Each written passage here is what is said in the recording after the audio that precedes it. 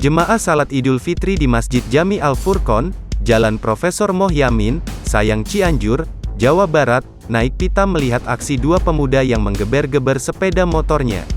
Aksi itu dilakukan saat para jemaah sudah bersiap melaksanakan salat Idul Fitri, Senin, tanggal 2 Mei tahun 2022 pagi. Dua pemuda itu tampaknya memang sengaja mencari masalah. Sebab bukan sekali dia melintas, tapi beberapa kali. Tampak jelas mereka sengaja memancing amarah jemaah yang ada di lokasi.